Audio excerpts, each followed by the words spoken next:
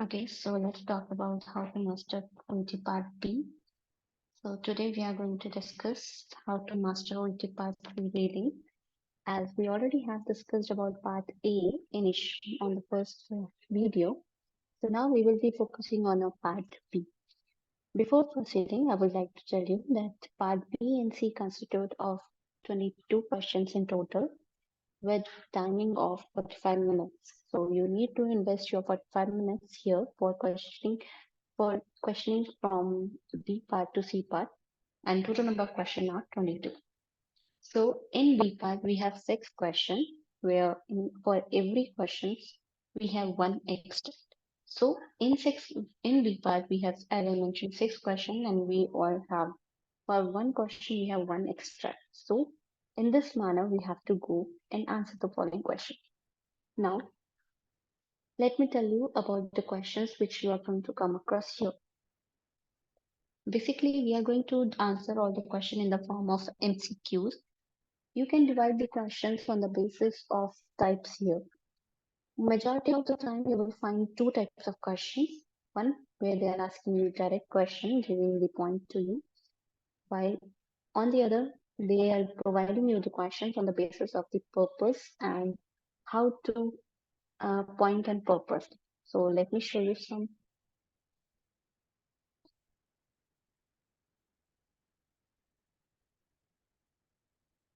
So these are the type of questions which we come across in here, like you can see on the screen. It says, according to the guideline, nurses must. So one type of question is where they are giving us the direct questions on which we have to actually attempt. While on the other part, they can ask us questions on the basis of the points, like the purpose of the memo is to. So these are the two type of question which we usually come across B part. So to identify these type of questions and how to answer with the proper management, we are going to discuss it here.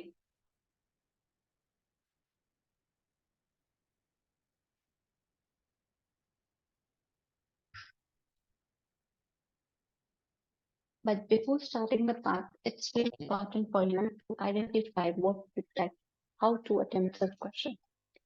As I mentioned, it's really important for us to manage time here. So for time management part, we have to focus on the type of question which can be answered within time period, within a given 2 minutes. Why I'm saying 2 minutes is because we have 22 questions and altogether we have 45 minutes. So if we can actually solve one question within 2 minutes, we can actually complete all the 22 questions within 44 minutes. So this strategy of managing time help us to answer questions which take less time easily without wasting much time. You can complete and you can manage your time within 45 minutes. So this is really important for you to time manage. Another thing, key point which you need to understand is understanding the task here. Basically, in B part, when we go for the questions, it is important for you to understand what the task is trying to explain you. For this, you need to understand the part like first, when you start reading, try to keep in mind that in the introductory sentence or in the first sentence, they are going to introduce you about the point, what they are going to discuss. So it is really important for you to understand what is the key information here. Try to skim and scan it properly and try to pay attention on the clues which are provided to you. So this is how we can understand the task. Well, there are some students who face problem in understanding the paragraph. So for those students who are facing such issues or facing such problem, I would suggest if you feel like you're not able to concentrate or you're not able to understand each and everything in within the 2 minute time and you feel pressurized, I would suggest you to break down the sentences into 3 words at a time. Why? Because if you will do so, you will be able to understand the words meaning properly, what they want to inform you, what they want to, what this particular extract is trying to make you understand. So it's really important for you to break it down into 3 or 4 words. It's up to you to understand the whole key concept of the paragraph. After reading the paragraph, it's important for you to read the questions because most of the time the questions are the one responsible for giving the answer instead of the information given in the paragraph. Try to locate the words which are important, which make it different. For example, if you come across any words like if or any connector, try to put more focus on such words because it majority of the time these are responsible for changing the answer. So try to look for all these key information, contextual clues, and tone to answer the following question. Second important thing is to effectively take notes. Why, as you know, it's not easier for us to write notes in between of the given time because we have short time on our hand. But in such scenario, what you can do is when you're reading something, when you try to read the paragraph and you feel like you can get confused or you can forget what you read till now, I would suggest you to write a one word or a note in front of it, label it. It can clear your mind that this particular discussion was held in the extract, or this is the major part of the extract. Or another thing you can do is underline the part which you feel like is important. If you try taking such kind of notes, labeling them, or trying to understand and underlining the important part which you feel can also help you to narrow down the answer. So it's really important for you to manage your note taking ability over here and your understanding the task. Next thing which you need to work is when you're writing or when you're practicing the reading part, I would suggest you to go for the timer because it's really important for you to manage your time here properly. There are two ways how you can manage your time. Either you divide all the three parts, part A, part C's, first extract and second extract in the 15 minutes time, or you can give 2 minutes time per question. So this is the way how you can actually manage to go for the practicing of a particular question on a particular given time.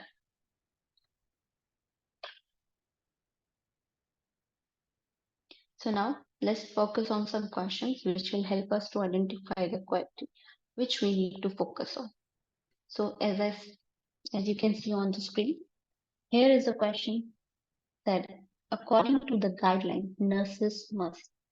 So before answering this question, it is important for you to understand what is provided in the extract. For example, it said in the question, according to the guideline, nurses must. Remember, here it says must. Must means that we have that nurses should do in any cost. Okay, it is certain that the nurses should do. So must is the important part here. After reading the question, always try to uh, read the paragraph first so that you can identify the answer on the basis of your understanding first and then move towards the question. So when starting the extract, you can simply read it. Like, for example, I'm reading. The nurse will complete all consultation notes in the patient's home unless not appropriate prior to beginning in the next consultation.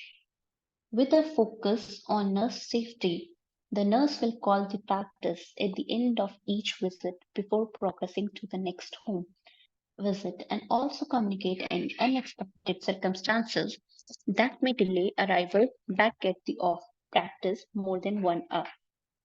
Calling from the patient homes to make a review appointment with GP is sufficient and can help minimize time making phone calls. On return to the practice, the nurse will immediately advise staff members of their return. These staff will be documented on the patient visit list scanned and filed by administration staff. So here is the guideline provided to you on the for nurses. So now we have to identify the correct option. As you can see here, as we have already read the part, and we can understand from it that it is saying that what we have to do before going for a home visit. Okay, so when we are going to the home visit, it is important for the nurse to actually complete the notes. consultation notes before going for the next consultation. Then, keeping in mind of their safety, they have to call at the practice at the end of each visit before going for the another one. And also need to communicate if any unexpected circumstances occur, and that can lead to some delay in their arrival back to the practice. So this is what the key information is given here. Next thing they say in the next paragraph, that from if the person calls from the patient home to make a review appointment with the GP is sufficient, and it also helps them to minimize the time by making calls. On return, they should come back to the practice. The nurse will immediately his staff member of their return, and this time that will be documented on the patient visit list, scanned and then filed by the administration staff. So this is what the information is given here. So now how to attempt the question. When you are reading, going back to the question, always read the question that is according to the guideline nurses must with all the options given. Like, according to the guideline, nurses must advise the practice as soon as they get to the next home visit. Then, nurses must call the patient to confirm a time before they make a home visit. Nurses must inform fellow staff members when they return from a home visit. So now you have to look with now here comes the step which you need to follow. Some of the questions are very some people can find it easier to answer such questions because the answers are quite direct. But somewhere students face problem in understanding the simple question as well. So here I'm giving you a key tip which can help you. Try to identify the questions on the basis of true, false, or not given. How true, how false, and how not given. Quite true are those information or those statements which are exactly going with the information present in the paragraph. So if the question is exactly replying the same with the present with the on the basis of the extract, it is true. If you find that the question asked is not is talking opposite from the information from the paragraph, that is false. And third thing, if you feel like that the information is being asked, then information being asked in the question is not given in the whole extract, means they have not discussed it, should be not given. Okay, so our task is to eliminate this false and not given from here. So if you see in the A part, it says that nurses must advise the practice as soon as they get to the next home visit. So if you look at this part, then you in the first paragraph, you will see the keyword advice came. In the paragraph, you can see advice keyword came, right? That they should go for the advice. So in the second last line, you can see it says, on return to the practice, the nurse will immediately advise staff member. Advice keyword is here, but the information given is not matching with the option A. Same goes with the another one where in the third line it says that with a focus on nurse safety, the nurse will call the practice at the end of each visit before progressing to the next home visit. So here another keyword next home visit was coming from the A part. So we find two different keywords from the with the help of that skimming and scanning technique, which I talked about in the A part. So you can see that there were two different keywords coming in the part, and both these keywords were talking about different scenarios instead of what the question was asking. So that means this is not the part which was discussed there. So A is something which we can say is false in here. So we will eliminate this A. Now we will move towards the question B and C. As you see, B and C says, call the patient to confirm, nurses must call the patient to confirm a time before they make a home visit. So here it says that nurses must call the patient to confirm a time before they make a home visit. But if you remember here, it was mentioned that nurses should call from patient homes to make a review appointment.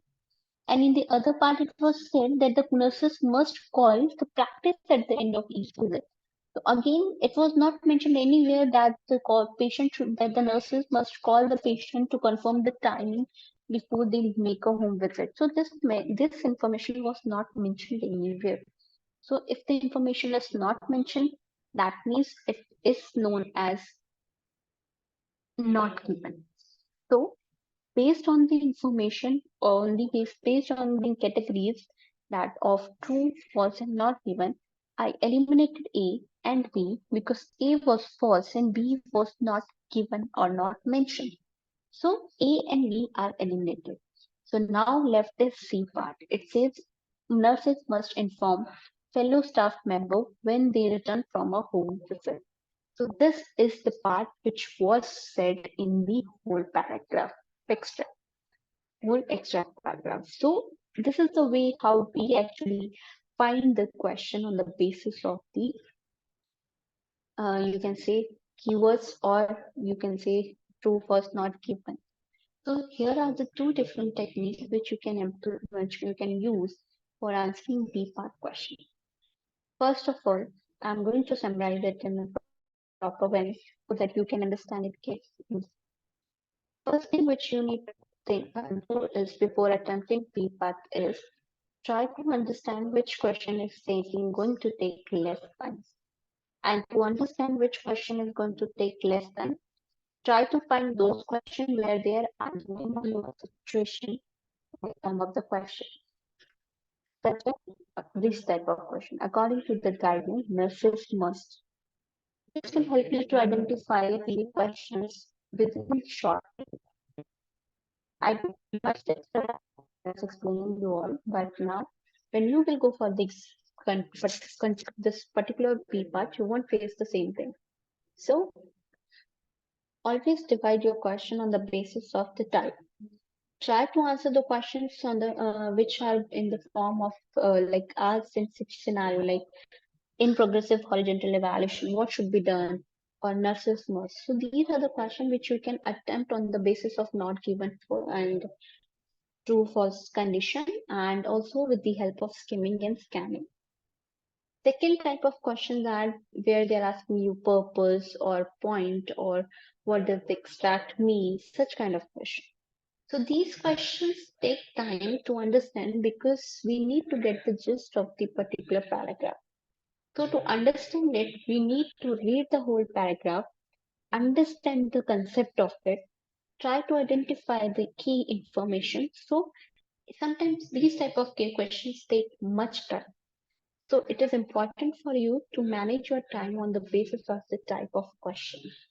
Instead of going for purpose, point, or any question, I would suggest you to go for the questions which are being directly asked. This will help you to manage your time. Second thing, what you have to focus here is another thing which is important for you to focus is how to answer the question, right? Once you have read the paragraph part, you are satisfied with the information that you have already understand what it is saying. Go back to the question, read the question carefully.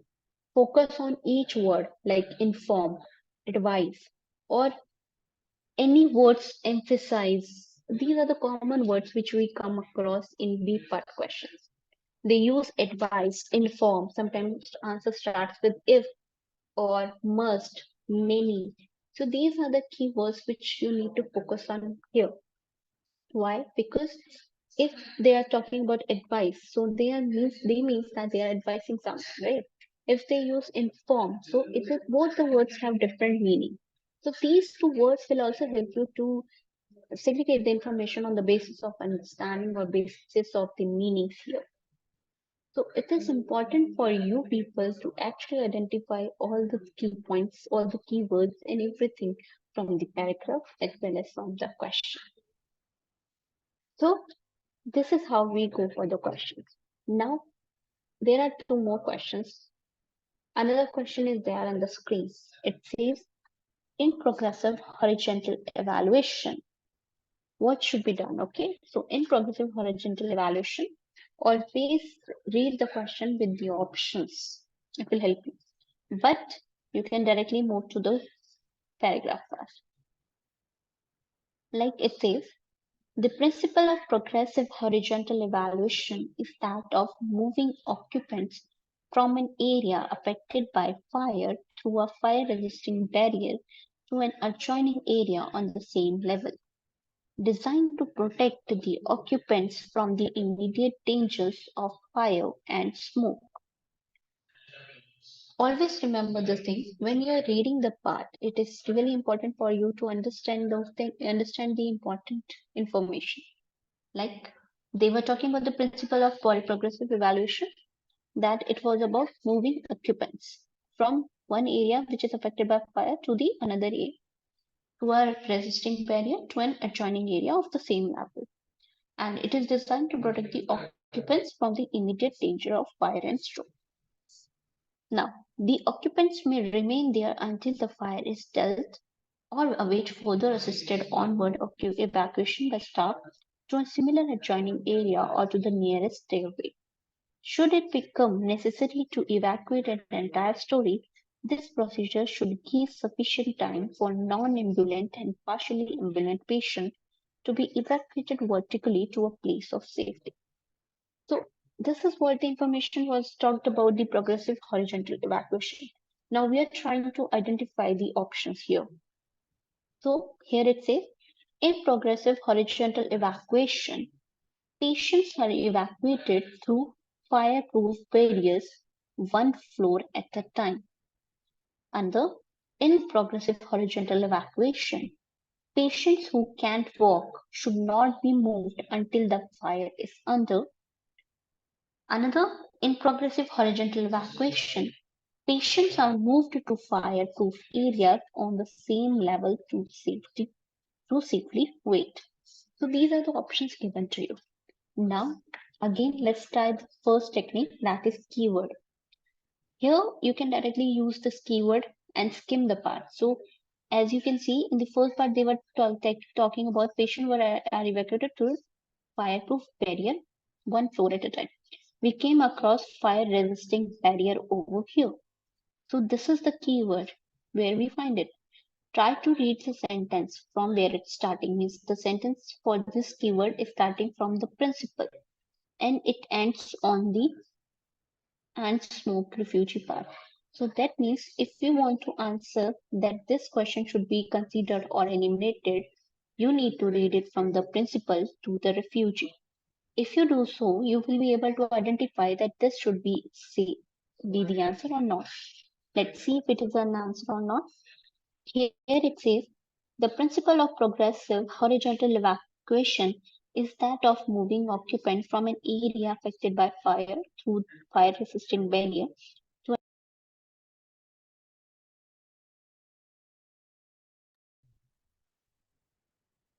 designed to protect the occupants from the immediate dangers of fire and smoke. But here it says patients are evacuated through fireproof barrier one floor at a time.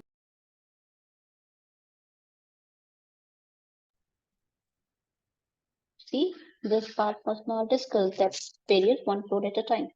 So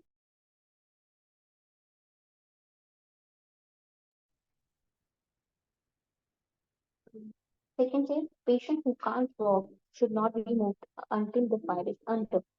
If you see here, keyword ambulance patient was keyword. So we will read from where it starts and from where